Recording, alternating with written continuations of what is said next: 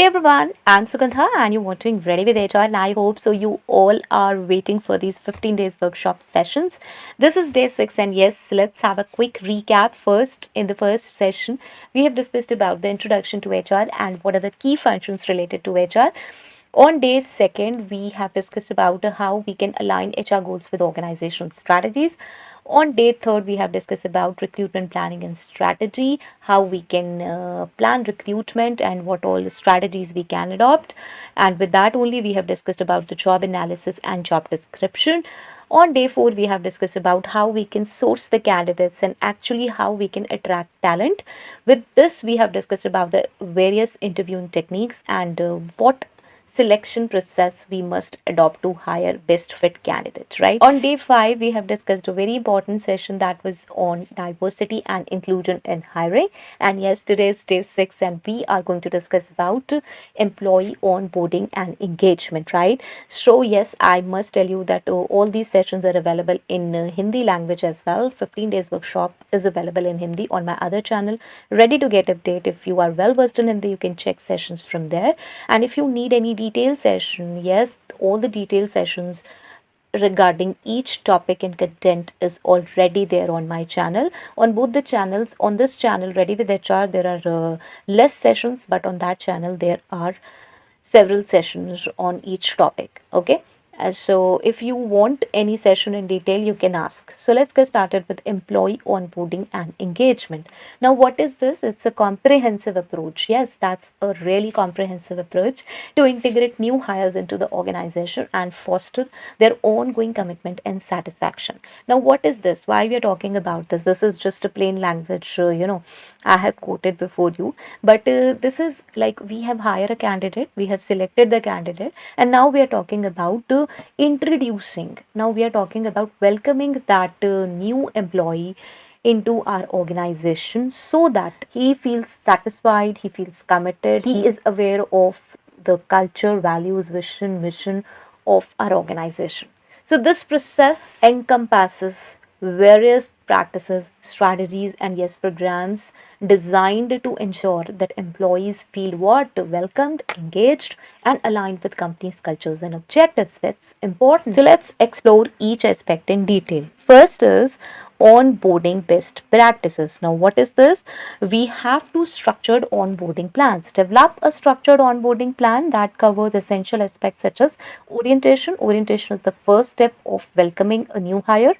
Training, introductions to team members, and organizational policies. You have to make a proper structured plan, and yes, we have to clearly communicate this to our new hire. Provide clear information about what? Yes, about company's mission, values, and expectations during the onboarding process. Very important. Mentorship programs. What is mentorship program? Establish mentorship program to pair new employees with experienced colleagues who can guide them through their initial days. Think of an employee who is puzzled, who is not aware what to do, who to ask questions, when to ask questions, okay, and who will answer the questions actually. Okay, so this is, you need to establish a mentorship program. Next is create a positive onboarding experience. Welcoming environment. There should be a welcoming environment. Create a welcoming atmosphere for new hires starting from their first day. So this includes having a clean and organized workspace, a prepared team, and yes, any necessary equipment or materials. That's important. So what we have to arrange? Yes, a clean and organized space, and yes, a team, and what all necessary equipments or materials are there which we need to issue to that new hire. Next is introduction to company culture. Now, here we have to familiarize new employees with the company's culture, values, mission, and help them to understand how their roles contribute to the organization's success. This is important. This should not be like, okay, you have come for the work, start doing work. No, you have to make him feel welcomed and make him feel important, that your contribution matters to the organization. Next is interactive onboarding activities. You need to incorporate interactive activities or team building exercises to facilitate connections among new hires and existing team members. New hires may be hesitant, or even, existing team members may be hesitant to get gel up with the new hires. So what we can do, yes, in that case or in general case as well, we must plan some interactive activities or team building exercises to facilitate connections among new hires and yes, existing team members. Next is employee engagement strategies, regular feedback and check-ins. Now establish a system for regular check-ins and feedback sessions to understand employee experiences, concerns and suggestions. There should be regular feedback. You don't have to hire a candidate and dump into the organization. You must regularly check actually. Next is professional development opportunities. Provide opportunities for skill development, training, and yes, career growth to keep employees engaged and motivated. Very important. You must provide professional development opportunities, then only there will be high retention. Next is inclusion in decision making. Now you have to involve employees in decision making processes so that they feel that yes, their input matters. Seek their input on matters that impact their roles and the overall organization. That way commitment comes a lot.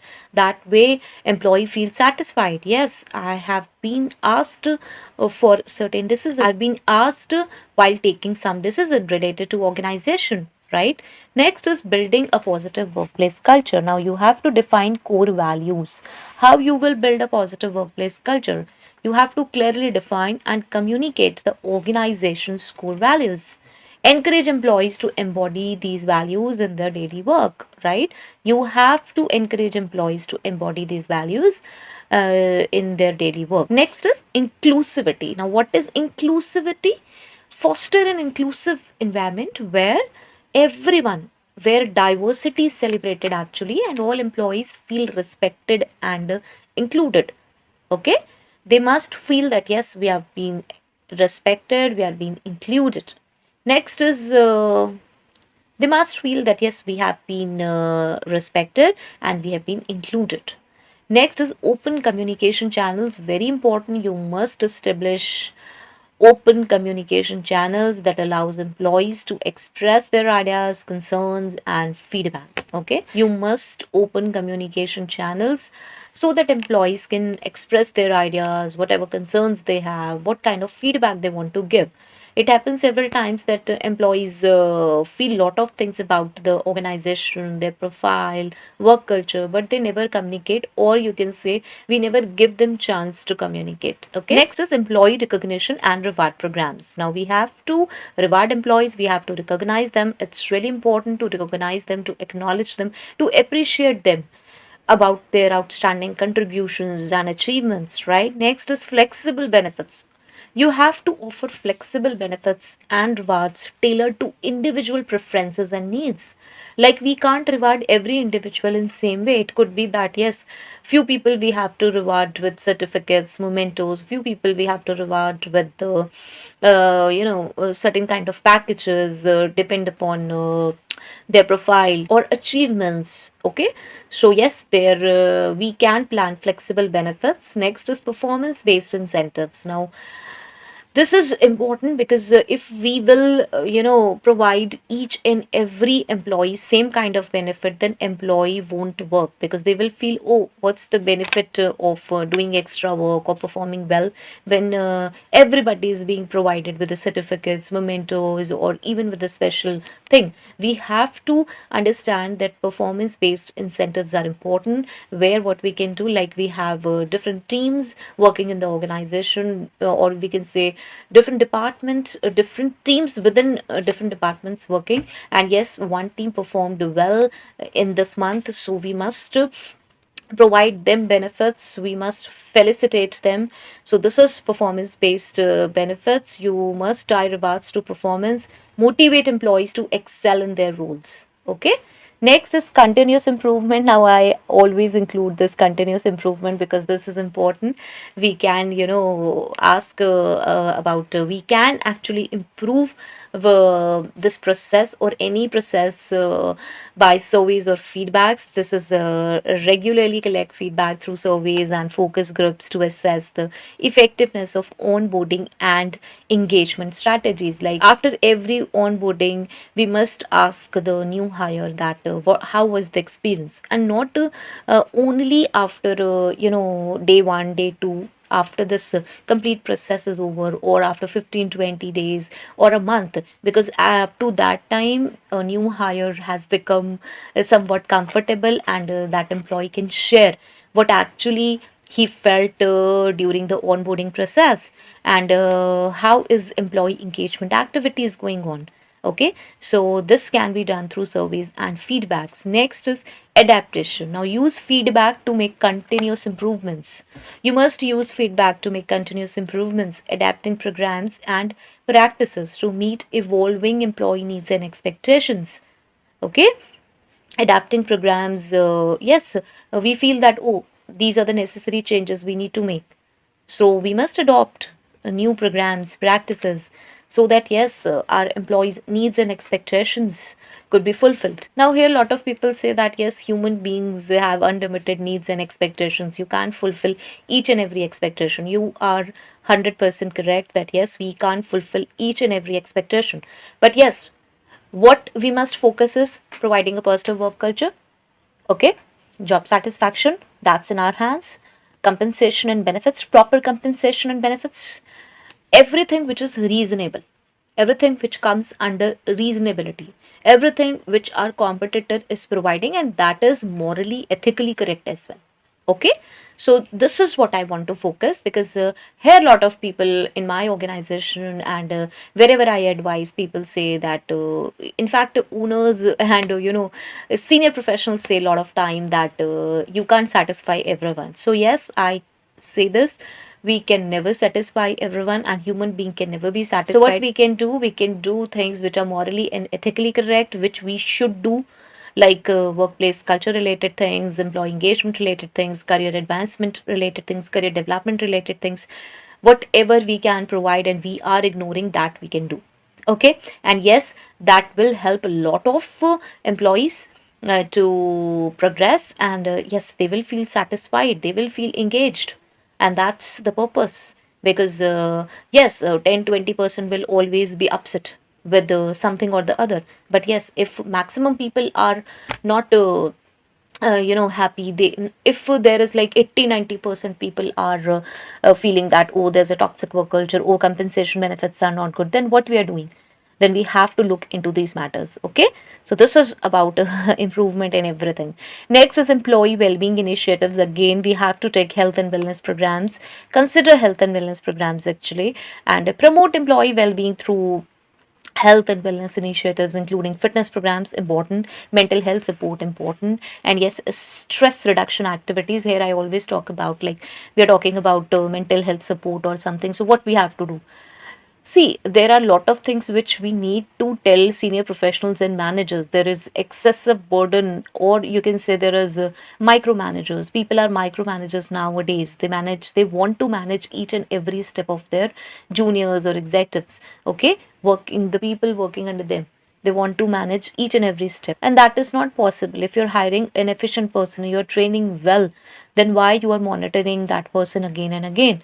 Okay, so you need to check at that point whenever you are hiring the people that yes, they are right fit for the organization, and while learning and development and training and development process as well, that you are providing the required training to them, so that they focus on achieving their individual goals and combined organizational goals. Next is work life balance. Yes, encourage a healthy work life balance by offering flexible work arrangements and respecting personal time. This is what I was talking about. Work life balance, very important. Healthy work life balance. Don't micromanage things. Don't call employees after their working hours. Don't tell that, oh, work comes first. Yes, work comes first, but it's not always professional work comes first. There are several personal things, there are several personal works that comes first, right? So we need to set the priority that we won't be disturbing people after their work hours.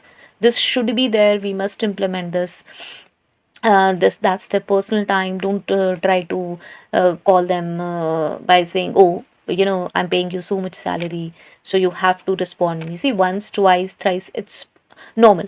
Okay, it happens, like in when they're working professionally, then also they get calls from their personal life. Okay, people call on daily basis, so they are giving their professional time to personal life, at the professional time. But that should not be a practice. Both ways, that should not be a practice, like you are taking hours solving your personal things, personal stuffs at professional time, and what you're doing when you are at your home in your personal space, then you're giving a lot of time to the professional life. So it should be a balance. Work life balance should be there.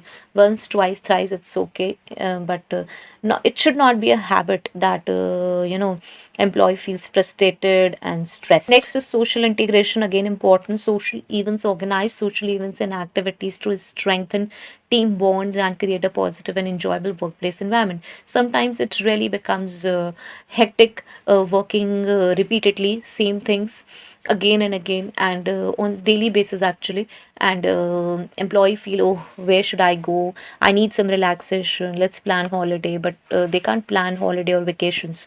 So we must organize social events, you know so that they feel little relaxed at the workplace. Next is team building exercises. Again, this is important. We must understand that people are different human beings, means even if they are working in the same team, same department, still they have different mood swings, still they have different kind of behavior. Every person is having different life and different, way of handling things. So we need to understand that incorporating this team building exercises enhance collaboration and communication among team members. So this is important. If we can conduct these exercises after 15 days, means fortnightly, or in a month or so. Okay. Next is yes, integration of technology. Onboarding software, yes. Whenever we are planning for onboarding, we must utilize onboarding softwares to streamline administrative processes and ensure a smooth transition for new employees, so that they are aware. We must train new hires about the software, and then they can check their logins and everything through the software. Next is employee engagement platforms. Again, explore digital platforms that facilitate communication, recognition, and yes, collaboration among employees. Okay, so these are very helpful employee engagement platforms. So if I have to summarize this, then yes, effective employee onboarding and engagement strategies contribute to a positive workplace culture, and improve retention rates and enhance overall organizational success by fostering a motivated and committed workforce. What we can do, we can create a positive workplace culture with this, and retention rates can be improved, and obviously when all these things are improved, then yes, there will be overall organizational success, and there will be motivated and committed workforce, right? So yes, this is all for the day, and I need lots and lots of comments, actually feedback on these sessions. I'm not getting much feedback on these sessions, and yes, I would like to tell you that hopefully two sessions will be for the queries. So 13th or maybe 14th and 15th day will be for your queries. So please post good queries, means whatever queries you have. I'll try to take those queries in the 14th and 15th session. If they are simple queries, I can answer in the comment section. If they are lengthy, like I have to explain you in detail, so yes, I'll take those queries in this query session. Okay. So I hope so this was helpful. If it's helpful, please to let me know in the comment section. And yes, in the next session, we are going to discuss what? We are going to discuss about the performance management and feedback. Again, very important, because I will be discussing about the performance appraisal methods and why this is important. So please be here on day 7, and if it's helpful, please to let me know in the comment section. Till next video, all the very best. Stay happy, stay safe. Thanks for watching. Bye bye.